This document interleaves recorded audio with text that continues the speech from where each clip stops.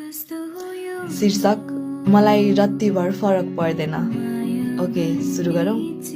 नदी हुँ म, आफ्नै लय र बेगमा बग्न जान्दछु।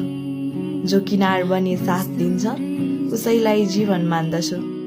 तर जसलाई मेरो सुसाइले बिजाउँछ, जसले तर्किनलाई सयौं बहाना मिलाउँछ, त्यस्ता मौन यात्रीहरूलाई म फर्केर पनि हेर्दिन। कसैको अनुकम्पमा म आफ्नो स्वाभिमान बेच्दिन। हो, कुनै बेला लाग्थ्यो कोही मान्छे नबोल्दा मुटु फुट्छ कि, सम्बन्धको धागो चुडिदा यो संसारै छुट्छ कि। तर समयले बिस्तारै एउटा सत्य सिकायो, कागजका फूलहरूमा कहिले सुगन्ध आउँदैन, जबरजस्ती बाँधेको प्रीतिले कहिले शीतलता ल्याउँदैन। त्यसैले त आजकल बोल्नेहरूका लागि मेरो ओठभरि बसन्त छ, नबोल्नेहरूका लागि मेरो हृदयमा मौनताको अनन्त छ।